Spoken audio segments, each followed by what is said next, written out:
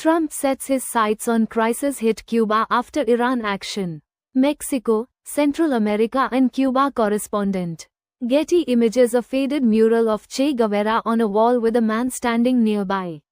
The day after Cuba was crippled by another 24-hour nationwide blackout, U.S. President Donald Trump suggested the country was next on his administration's agenda, saying it was just a question of time before there would be change on the island. Standing in front of an awkward-looking Lionel Messi, Luis Suarez and the other stars of the Inter Miami soccer team on Thursday, Trump told the team's owner, Cuban-born magnate George Mas, that they would soon be celebrating what's going on in Cuba, adding that the Cuban authorities want to make a deal. "So badly you have no idea, it's going to be an amazing day," replied Mas. In a conversation with the broadcaster news channel on Friday, Trump said, "Cuba is gonna fall pretty soon." He added that the island's leadership is negotiating a deal and he was going to put Marco Rubio over there and we'll see how that works out. The present focus was on Iran, he said, adding, "But we've got plenty of time.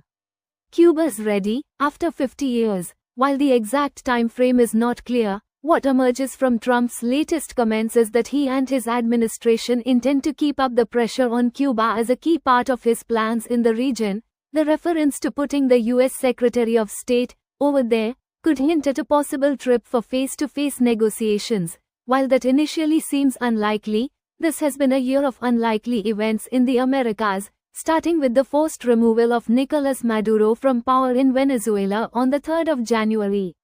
In the wake of the U.S. military action in Venezuela, Cuba, its closest regional ally, lost its main source of crude oil. Under pressure from the Trump administration, none of the Cuba's other energy partners, particularly Mexico, has been able to step up to fill the breach in oil supply left in Venezuela's absence. Evidence of the fuel crisis is increasingly clear across the length and breadth of the island. With only a small part of the state's garbage trucks operating, rubbish is piled high in the streets. Amid fears of a widespread public health crisis, some residents have taken to burning rubbish piles at night, filling the streets with acrid smoke. Even in more affluent parts of the capital, Havana, people have been cooking with firewood during the blackouts. The lack of fuel does not just mean cars are difficult to run, but generators too. Few residents have solar panels or any other option beyond the country's crumbling Soviet-era electrical grid. The island's thermo-energy plants simply cannot generate enough electricity for domestic consumption without more crude oil.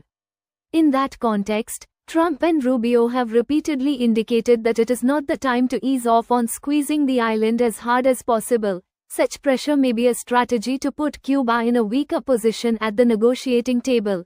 Critics say ordinary Cubans are most affected by the policy, not the leadership, and question if the strategy is designed to prompt some kind of internal uprising on the island. 07:03, 9:52 a.m., J10 News. A shopkeeper uses a generator during a blackout. The generator is on cobblestones and there is a group of people nearby. Getty Images. For its part, the Cuban government has not confirmed the rumored talks taking place between the Trump administration and the island's top leadership.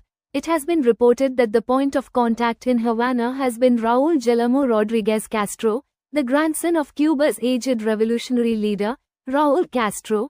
Given the pain being experienced by the Cuban people, some limited steps have been authorized by the government to allow the country's private sector to import the fuel they need to run their businesses.